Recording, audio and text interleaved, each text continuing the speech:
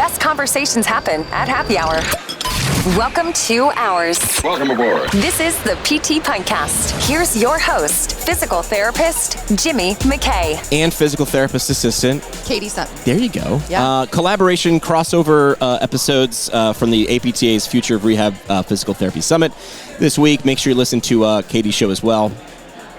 Here's a question, Katie. What happens when a clinician starts thinking like a strategist when they zoom out from the treatment room and ask bigger questions about innovation, systems, and whatever if we're actually delivering value? Today's guest doesn't just want to future-proof the profession, he wants to challenge it. As a strategic consultant, he works at the intersection of musculoskeletal care, technology, and transformation. Get ready to question what we do, why we do it, and whether we're moving fast enough. Today's guest, Alex Bendersky. Alex, welcome to the show. Well, good to be here. Thank you, Jimmy. How was that big fancy intro? Was that good? That was wonderful. Fantastic. I feel very important now. So I'll start. You've said that innovation, and we're in a room right now. Like the episodes that we're releasing now have been recorded at the APTA's Future of Rehab Therapy Summit, FORTS. So leave it to Drew Contreras, a former Army physical therapist, to have a conference where the acronym of the conference is FORT. Forts. Of course he did. You've said that innovation in rehab often looks like repetition. What would real innovation in our profession look like to you? Well, I think if you look into the innovation, if you look at the adaptive curve, we get stuck on the first 10% adopters, right? Like most of the clinics, most of the professionals adopt technology to a certain threshold, and then they never fully operationalize it. So we use only 10% of the 100% capacity. The other 90% gets stuck or goes missing. And you're talking about all of the new coming technology that's coming to the market, the digital scribes, all of the automation. There's a lot more technology left to really optimize and improve inefficiencies in our field, and that's where we are missing, right? So we get this less low shiny thing, and then we tend to integrate it, and then the rest of the time it's done. So it's like we're riding a car at 10 miles an hour. It could go faster. It could go way faster. Can you give us an example of like technology that we've adopted, but we've only adopted 10% of it?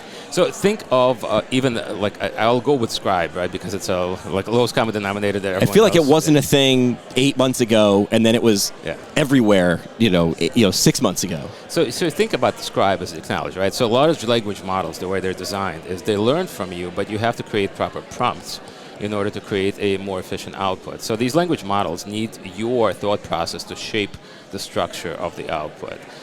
Most clinicians tend to use them as a voice recorders. Essentially what we're doing right now. Like they're recording their voice to get the note out so that they can move on to the next patient. Really, a best point of large language model use and Scribe technology use is to capture clinical data. Like a lot of voice data actually is transferable and it's viable. Voice is a clinical biomarker. What do you mean? So anytime you speak, like you notice even my intonation, even there's a lot of inference that can be created from the voice. There's a lot of specific target words you can create or select to really infer into the psychosocial state of an individual. But you have to create these rules in these... to be able to read them. Or to be able to read it, in order for that form of tech to actually capture these nuances, right? So these rules need to be created by the end user. Most clinicians don't create these rules because it's just a recorder. Yeah. You really don't need a scribe to record. You could have, like we had this technology 50 years ago, like on the tape recorders, right? Press play and then it's there. But the technology that is being fully operationalized is someone who actually understands how it was built, why it was built, and understands how to use it to the full spectrum of its capacity. And we can go on for a long time exactly how to use this, but the lowest common denominator is actually creating a rule box for these scribe features to be able to capture the pertinent clinical data that you're trying to capture in your node. And that is up to you as an end user to shape this technology. So you're saying create some rules within rules or other things for it to be listening for, not just the straight text. Yeah. I feel like the straight text is table stakes, right? Alex from Health Tech, we were just talking about that before we hit record. He did a video episode. It was like, why do we need 600 different AI scribes? Yeah. And I look at that, and you probably look at that, and I say, Well, they're not going to be 800 scribes in a year. Like, it's going to be like Thunderdome. It's going to be like, the Gladiators. They're just going to fight it out and see which ones are there. For sure. The ones that rise to the top, it sounds as if you're saying, are the ones that do the basics pretty well, but then figure out how to layer some different things on top of it? So it's even more than that. So I consult with a company called Spry, right? And they have a scribe feature that is actually, it has been designed for healthcare providers in the musculoskeletal space specifically, because the rules are designed to capture clinically pertinent information. So let me use it as an example, right? Yeah. What is language? Like, why are we speaking the way we're speaking? Language is data transference. We're transferring data from me to you and from you to me. In a clinical setting, this data transference pertains to a clinical encounter, right? So these specific rules can be built into the scribe feature for selectively capturing pieces of data that will help you either identify clinical diagnosis, right, or clinical pathology, or to help you create a note that meets all the rules for it. Right? Table stakes, right. Exactly. But then you go further, and then you create a specific principles that allows you to train the scribe further for your specific niche, for your specific patient cohort. And that's built into that technology, where you can have a scribe that adheres specifically to pelvic health. You have a scribe that adheres specifically to this chronic pain population.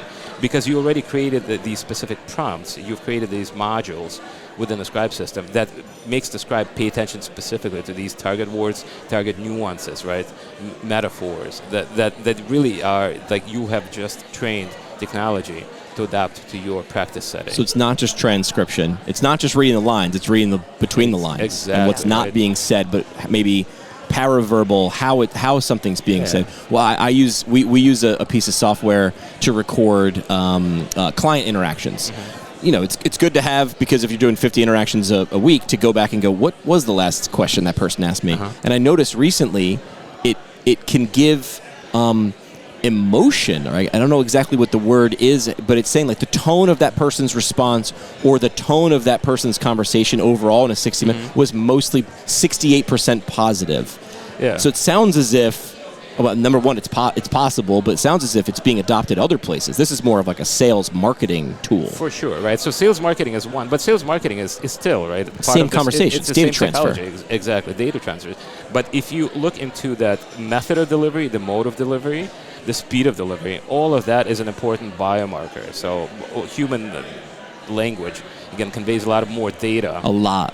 More than 70% is nonverbal. Exactly. Somebody had that stat. So it's paraverbal and body language and all those things. Exactly. But even the method of delivery, that's what these digital tech stack is designed to capture, that you as a human may be oblivious to, right? Correct. So that is why shaping this technology to fit our need and then operationalizing it in a clinic to actually know, essentially learning to drive, right? Like, right.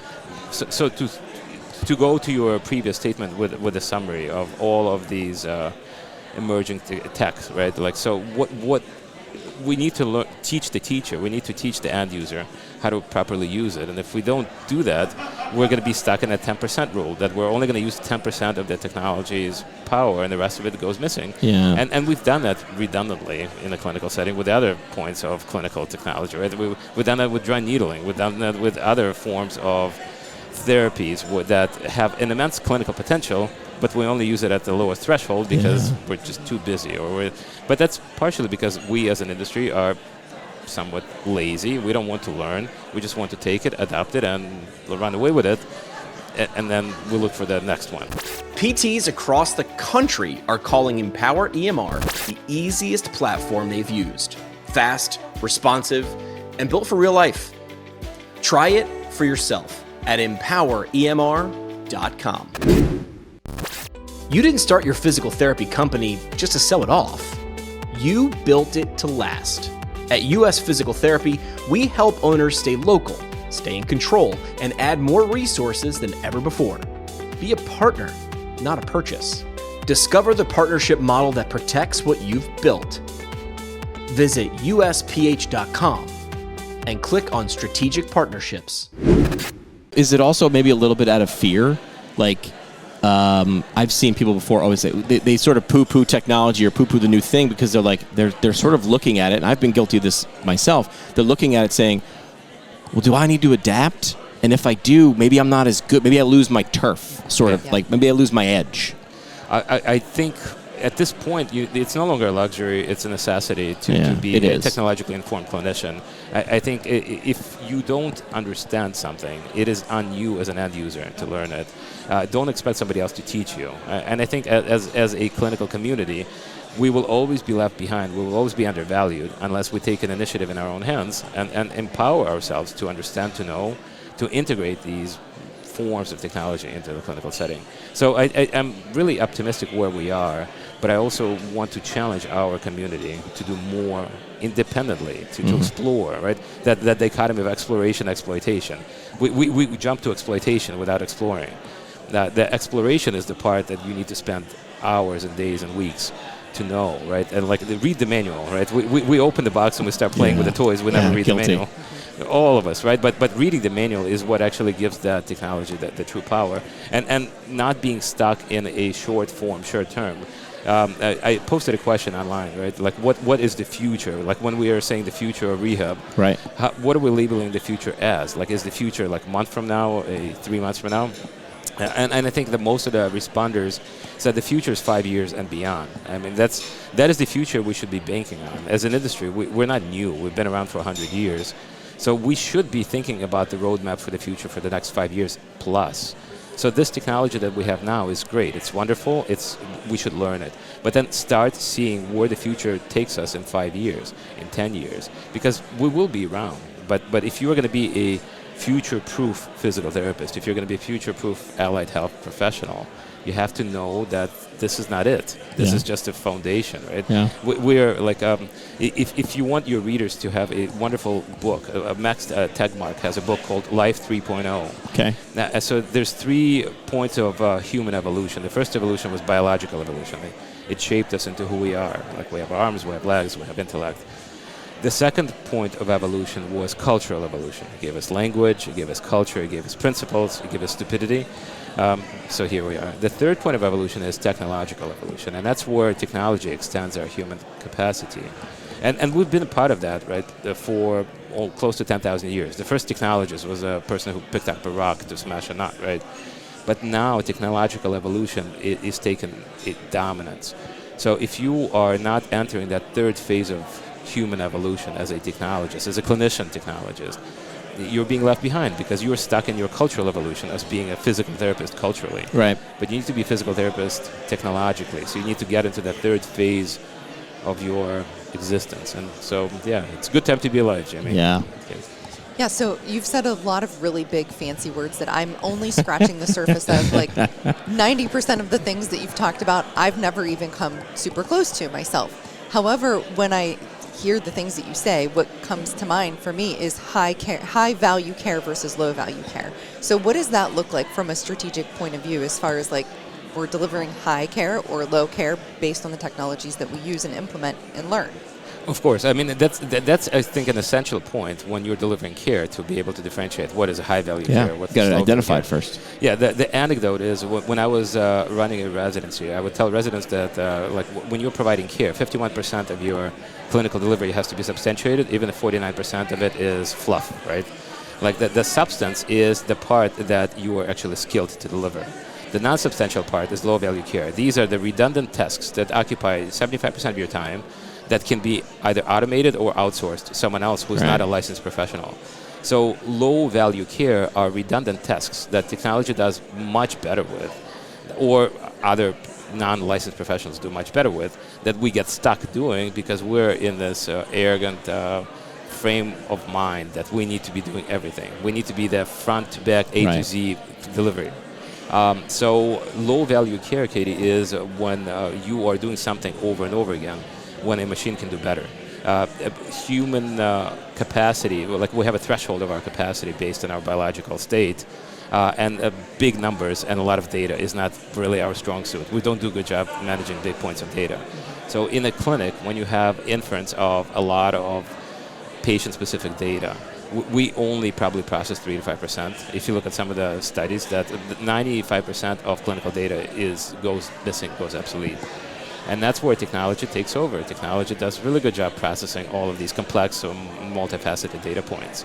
And then we can be the interpreters of this data point, right? That's what makes you, the high-value care is being the provider, being able to infer and understand this data and then apply it to a clinical scale. So the high-value care is being a professional, right? And so if you need a slightly different analogy, is that there is a skill economy and then there's expertise economy.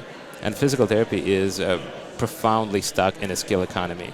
We want to be upskilled so that we look fancy, so we have extra letters after our names. Sure. But we're not experts until we go to the point where expertise is knowing your value and knowing when to outsource some of the deliverables to someone else, like technology or like support personnel. So we as an industry, when we transition to expert economy, I think that payers will hopefully recognize that, the providers will recognize that, and the healthcare community will recognize that, and that's the only way to elevate our practice state to the next dimension, to be respected in the rest of the healthcare world. Yeah. You consult with Spry, trying to fix the different things that we talked about are broken, right? I mean, given an EMR, we'll just use it as data entry, but there's more. What are the other things that are broken? What are the other things that technology can enhance? You know, the example I use is you might be able to build a car in 12 hours by yourself, but if you put it on an assembly line, you could build 30 cars an hour, and that's how you scale. So what are the things that are broken technologically that people can lean into? How do we stop using the rock to just smash the nut? For sure, right? Like, so I think if you look into the revenue cycle, like healthcare, even a non-for-profit healthcare is still a for-profit healthcare. Sure. And we are absolutely terrible about understanding the complexity of the revenue cycle. We're absolutely terrible about operationalizing the complexity of the revenue cycle. And I think that's what Spry does best, is they have figured out the complexity of the United States healthcare systems. And they're trying to fix it. I mean, they have fixed the point of deliverables where they're able to return 99 cents on the dollar for an end user compared to the traditional setting where you're losing 30 cents on the dollar just to inefficiencies. Correct. And most of the errors in the revenue cycle are human errors. They're not technological errors. It's poor understanding of the rules, poor understanding of the principles, missing data, right? Post-it notes around your monitor to make sure you put run modifiers, and you can't scale that. You can't. And so that's layers and layers of complexity. So human can only peel one or two layers. Technology can be built to understand every layer to down to the core. Right, and also be able to adapt and evolve, and I think that's the technology and rules can change with the changing rules from payers and providers, where humans are always going to be laggards to that because you just don't have that bandwidth, you don't have the energy. Right, energy is not an unlimited resource. You only have so much energy to spend. Athelis Revenue Cycle Management gives you full visibility to your money, real-time dashboards, automated billing, and higher collections. No more guessing. What's coming in? Shoot me a note and I'll get you connected today. Jimmy@ptpintcast.com. I was talking to somebody who was on one of those payer panels. Every quarter, she said they would go and figure out what different things were going to be worth in the future. And she said there's no way clinicians could keep up with this. She goes, I was on the panel. I couldn't keep up with all these rules because they were happening at 100 miles an hour. But you can build a rules engine to do just that. It's the least sexy thing possible, but it's the most powerful. It's just a bunch of if-then statements. And that's the beauty of it. Is like we as humans can stay sexy, right? But let technology be unsexy. Correct. Let it do the unsexy things. Right. I want to write jokes and poetry. I want you to do billing and my taxes. Yeah. Do my data processing. Do all the stuff that actually you're good at, and then let me be fancy with my patients. Let me deliver care, but know that your true worth, your true value is being diminished because you are just ineffective and inefficient about getting the deliverables. And that's okay because you really weren't built for this. We were built for this, eye contact and data transfer in different ways with hand gestures and words and intonation, not necessarily sitting there and coding things. No, but that's that third phase of evolution is knowing how to use technology, leveraging it to help you become a better human, to help this, right? To help this exchange. So, correct. 100%, Jimmy. I think it's a bright future ahead as long as we as a community shape up and rise ourselves, elevate ourselves to the next step. I think we're ready. I think every organization, every clinic, every every industry participant should be it designate to elevate self and to elevate leads into these technology champions. And these technology champions need to be attending summit like this so they can discuss this and they can think about the roadmap 5 years down the road, 10 years down the road. And even if you don't understand the things that we're talking about, we kind of don't have an excuse. We have these things that you can enter a question and it won't just give you a Google response. It will walk you through. You know how many times a day I say, explain this to me in 10th grade language? I mean, that's like my go-to default now. Love it. And it's brilliant. It's like, I don't understand that. I can't use that as an excuse anymore. I mean, I can, but 50 people are going to beat me to it because they understand the simple thing because they asked the question. Yeah. So you remember that old anecdote that when Pablo Picasso was asked, why do you draw like a 5-year-old child? He said, well, first I needed to learn to draw like Rembrandt before I can draw like a 5-year-old. I think that the same goes here, where if we understand the fundamentals, we can actually be really excellent and efficient at other things. So, yeah, it's right on. We're at a good point, I think, as a profession to really take the next step. Yeah. That's a perfect segue to my next question. You ask a question as well that says, do we matter? Why do you think that we need to ask ourselves this question more often as a profession and rehab professionals? Well, absolutely. So there's a point of like when we matter, like are we impactful, right? Do we have to contribute to the well-being of an individual or an end user or society? And the answer is absolutely. If you look into some of the economic impact of allied health professionals on the downstream effects, on the downstream spend, on the healthcare utilization, we're incredibly impactful. We as a professionals have an immense capacity to reduce downstream costs because we are good at making a difference. But we are keeping track of wrong outcomes. The outcome measures we track are short form. We're not tracking long form outcomes where same individual that encounters clinical care from us is less likely to utilize high-risk, low-value healthcare effects, right? Same individuals that contacts us is less likely to use opiates in 12 months. Same individuals that contacts us is less likely to need unnecessary surgery in 12 months. So do we matter? We matter economically, we matter socially, and we matter societally because an encounter with allied health services leads to a much better human 12 months later. So when you're looking at a person, do we matter in a typical episode of care standpoint? We matter. I mean, we make a difference, right? 6-week encounter, we make some difference. But we have to look into these individuals as ongoing consumers of healthcare, which all humans are ongoing consumers of healthcare. And then if we look into a human encounter in a healthcare system, we matter significantly more 12 months plus for any consumer. Anyone who encounters us, we matter a lot more 12 plus months down the road, economically, socially, and societally. But we can only prove it if we're tracking it. But we can only improve it. And if we're zooming out enough to say, hey, at 6 weeks, it's okay. But if you look and extend that to 52 weeks, we can see a difference. Yeah. But if we're not doing that, it's that whole, if you judge a fish by its ability to climb a tree, it's not that great. But if you're looking at it differently, or you just reframe it really, you can actually see where that goes. Yes, and you have to understand that a human consumption and healthcare economics is ongoing and lifelong event, and you are being one of the participants. So, Katie, to answer your question, do we matter? We're just one of many citizens in this village, and we participate, we contribute. We need to see ourselves as a part of the larger social ecosystem in healthcare, and we matter a lot, and we matter a lot more than we give ourselves credit to. But we need to know it, and we need to feel comfortable going to the same payers and saying, we matter. You have to pay us more. Yeah. We matter. You have to give us more resources to provide better care. And how does that happen? It happens at the top. It happens at the APTA level. It happens at the state level. We need to participate more to matter more. Yeah. At least, actually, let me rephrase that. We need to participate more so others understand how much we matter. So. And you're going to bring the data with you. And you have to bring the data with you. Yeah, you got to prove it. All right, we have a tradition on the show. It's called the parting shot. Last idea, mic drop moment, soapbox statement. What would you want to leave a thought or idea or concept with the audience as we wrap up? So if you have no financial constraints and if you have no temporal constraints, what do you see our industry in the next 10 years? What do you see us in the next 10 years? Better off, worse off, or pretty much the same status quo?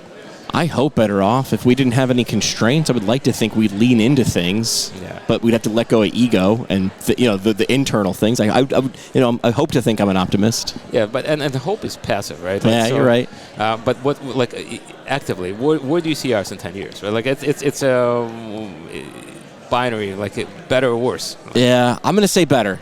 Cool. I'm leaning into better. Yeah, because of things like this. Exactly. Being here. Yeah. Because there's people that are actually interested, right? Yeah. But we need to all work to get there, right? So. Yeah. Alex, if people were going to connect with you and wanted to find out more, where would you send them? LinkedIn. LinkedIn is a good platform. I tend to pollute people with articles because I'm eternally bored. But I'm always open. Like, email me, LinkedIn, and any other form of contact is always good. Keep building. And Jimmy, thanks for this. And Katie, thank you for this. That's absolutely wonderful. Thanks so much. This is the PT Pintcast. This isn't another online CEU course. Brooks IHL gives you hands-on mentorship, multi-site training, and a full paycheck while prepping for board certification. Find your fit at brooksihl.org. There aren't nearly enough podcasts in this world. Said no one. Why not launch one more? If you thought about launching a show but don't quite know how, we can help you do all that back-end stuff. Email me at jimmy@ptpintcast.com, and we can add one more podcast no one else will listen to the pile.